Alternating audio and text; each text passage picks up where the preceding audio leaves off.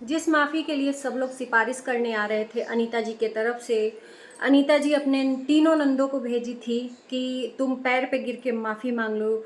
लो जी वो दिन आ गया, बसंती माफ़ी मांगने को है तैयार, भरे पंचायत में वो भी।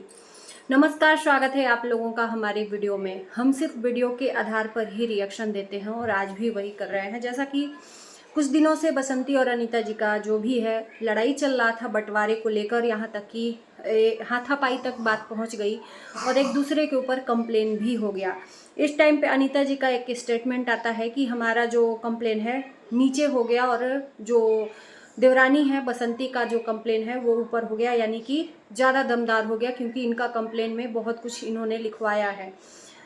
इन्होंने अनीता जी ने स्टेटमेंट में बोला है कि हम तभी माफ़ करेंगे वो जो जब माफ़ी मांगेगी, और बसंती बोल रही थी कि हम एफआईआर लेने के लिए तैयार हैं लेकिन माफ़ी मांगने के लिए नहीं। लेकिन इन लोगों का है कि माफ़ी मांगे तो हम लोग माफ़ कर देंगे, वो भी पैर पे गिर के। रही बात बंटवारे की, तो जो दिख रहा है वही हम लोग बोलेंगे ना, कि अनीता जी का कितना चीज़ें लेकर बैठी हैं और बसंती कितने लिमिट में रह रही है। यहाँ तक कि बंटवारा अभी तक इन लोगों के हिसाब से हुआ नहीं है घर का।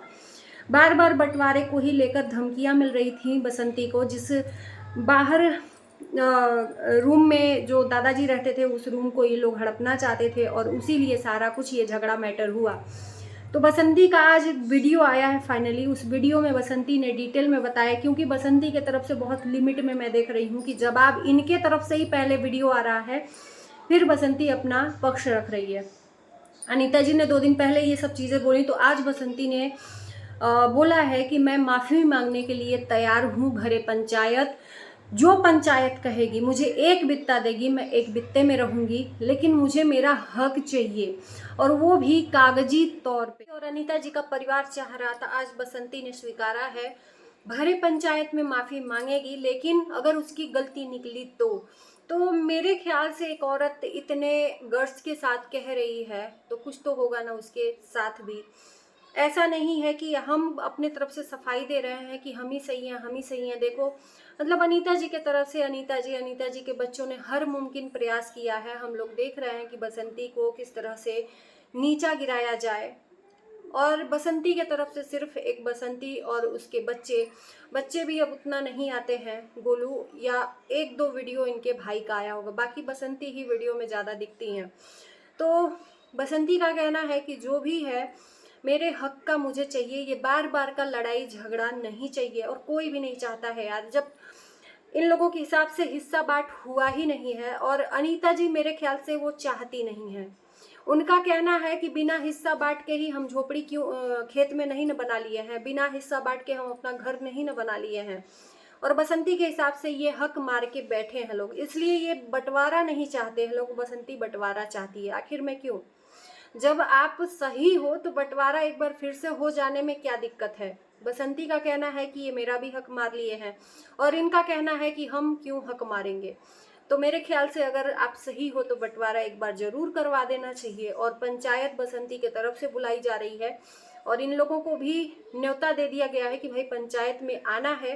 रोज रोज की किचकिच और झगड़े से अच्छा है कि एक ही दिन सारी कुछ बातें क्लियर हों और एक दूसरे का हम चेहरा न देखें उस दिन से, कि आप हमको आकर किसी हक हिस्से के लिए लड़ाई करो या हम आपको किसी चीज के लिए टॉर्चर करें। तो मेरे ख्याल से बसंती का जो प्रस्ताव है सही है, इसमें कोई झंझट नहीं होना चाहिए, इसमें कोई रिगझिग नहीं होना चाहिए। और बसंती ने खुलेआम भी बोल दिया है कि मैंने इनको बोला है कि आपके जितने लोग भी हैं जहाँ जहाँ से हैं सबको बुला लीजिए, कोई दिक्कत नहीं है। और हम लोगों को भी यही सही लग रहा है कि बसंती ने जो कहा है, मेरे ख्याल से किसी को इसमें गलत नहीं लगना चाहिए कि भाई वो अपने तरफ से बोल रही है, पंचायत बैठा रही है, तो आप भी उस चीज़ को सही करो। और रही बात कि केस की, तो जो पंचायत कहेगी वो करने के लिए बसंती तैयार है, माफ़ी मांगने के लिए, नाक रगड़ने के लिए तैयार है अगर गलती उसकी निकलती है तो फिर किस चीज़ का हर्ज है?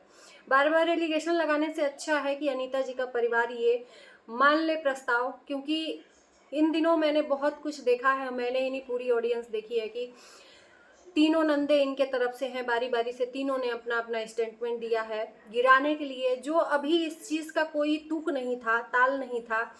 मतलब जब इन तीनों बहनों के जो छोटे वाला भाई है वो था इस दुनिया में, तब की बात को गड़ा मुर्दा उखाड़ने की कोई ज़रूरत नहीं थी, लेकिन इन्होंने नीचा गिराने के लिए, ऑडियंस को दिखाने के लिए कि देखो बसंती कितनी नीची गिरी हुई है, लेकिन इनके लाख कोशिशों के बावजूद मुझे नहीं लगता है कि जनता के नज़र में बसंती गिरी हुई है।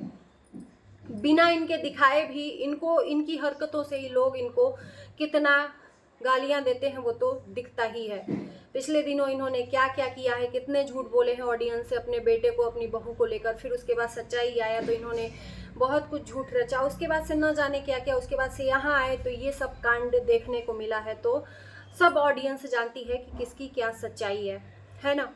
तो बस यही कहना था कि सच्चाई सामने है, देखने की ज़रूरत है कि कौन सही है कौन। कि एक चीज़ कहूँगी कि अनीता जी के तरफ से ऐसा नहीं लग रहा है कि ये झुकने को तैयार हैं या बंटवारे के लिए तैयार हैं, क्योंकि इनको पता है अच्छे तरीके से कि हमारे तरफ कितना है। और एक चीज़ बसंती ने बोला कि इनको हर एक चीज़ से दिक्कत है। बसंती अपने घर में चूल्हे पे खाना भी नहीं बना सकती, क्योंकि उसका धुआं उनके घर में जाता है तो उसके लिए भी किचकिच है। तो इस तरह से तो मुझे नहीं लगता कि ये सही है किसी को प्रताड़ित करने के लिए। मतलब वो अपने घर में, जिसके पास, आपके पास गैस की व्यवस्था है तो आप गैस खरीद सकते हो, उसके पास तो व्यवस्था भी है तो भी वो नहीं जलाएगी, क्योंकि एक एक पैसा अगर जोड़ के रखेगी तो अपने बच्चों के लिए रखेगी, और लकड़ी पे ही सोचेगी कि वो खाना बनाए, क्योंकि गांव में लकड़ी अवेलेबल होती है। और हम लोग देखते हैं कि बसंती कितना मेहनत करती है, खेतों में जाकर लकड़ियां लाती है, घर में अपने बच्चों के लिए अच्छे अच्छे पकवान बनाती है उन्हीं लकड़ियों के आधार पे। तो लकड़ियों को जला के ही तो खाना बनाएगी, क्या वो बिना खाए हुए रह जाए? या तो आप लोग उसके घर में चूल्हा का व्यवस्था कर दो, गैस की व्यवस्था कर दो, लेकिन ये भी नहीं होगा। उसको खाने तक को दिक्कत कर रहे हैं ये लोग। बात करती है तो कान लगाए रहते हैं इतना। और ये चीज़ मैंने देखा उस दिन जब झगड़ा हो रहा था कि बसंती के तरफ से ये लोग कूद कूद के उसी के घर में जा जाकर उसके ऊपर चढ़ाई कर करके लड़ाई कर रहे थे। ये चीज़ें हमने देखी। तो मेरे ख्याल से सेपरेट सब दोनों के तरफ से होना चाहिए, उधर भी न उधर का लोग इधर आए न इधर के लोग उधर जाए, कानूनी तौर से और पंचायत के तौर से यही होना चाहिए। भाई देखो, दो लोग हैं, दो भाई हैं, तो आधा आधा मिलना चाहिए। लेकिन इन लोगों के मन में छल कपट है। कहते हैं ना, भाई का हिस्सा मार के कोई नहीं रह सकता है, भाई का हिस्सा मार के कोई सफल नहीं हो सकता है, क्योंकि इनको लगता है कि अब तो इसके पीछे कोई नहीं है, इसका एक बेटा है तो ये करेगी क्या। लेकिन जिसका कोई नहीं होता है, मैं बता दूं कि उसका भगवान होता है पीछे, है ना। तो कुछ तो भगवान सोचा होगा बसंती जी के लिए। बाकी बसंती ने एक चीज़ और बोली, वो चीज़ हमने भी देखा कि इन लोगों को हर चीज़ से बसंती के कंप्लेन है। बसंती का वीडियो देख के कंप्लेन है कि बसंती सास ससुर को दिखाती क्यों है, जनता को दिखाती है कि हम ससुर जी की सेवा कर रहे हैं, बीमार हैं तो दवाई ला रहे हैं। इनको इसलिए दिक्कत है कि इनके बसंती के सब्सक्राइबर इनको जाकर गाली देते हैं। तो भैया उसी चीज़ से वो दो पैसा कमाती है, तो वो ससुर जी की सेवा कर रही है तो दिखाएगी ही ना। आप करते तो आप भी ससुर जी की सेवा दिखाते, ऐसा तो है नहीं। तो इनका कहना है कि ससुर जी को ना दिखाए, अपनी चीज़ें दिखाए, तो उनके पास जो कंटेंट रहेगा वही दिखाएगी। और ससुर जी की सेवा कर रही हैं बसंती, तो इसमें बुरा क्या है, दिखाने में बुरा क्या है ना।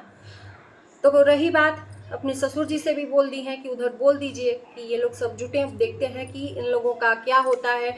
और मेरे ख्याल से इस बार लड़ाई झगड़ा नहीं होना चाहिए, जो भी होगा नॉर्मल होगा। पंचायत अगर आएगी तो मुझे लगता है कि जो सरपंच होते हैं वो इक्वल में दोनों पक्षों का बराबर सुनते हैं और दोनों पक्षों की बात को दायरे में रखते हुए बराबर का योगदान देते हैं अपना, एक किसी एक के तरफ से नहीं अपना पक्ष देते हैं। तो चलिए, इन्हीं शब्दों के साथ हम अपने वीडियो को यहीं विराम देते हैं। कैसा लगा जरूर बताना। मिलते हैं नए वीडियो के साथ। Bye bye.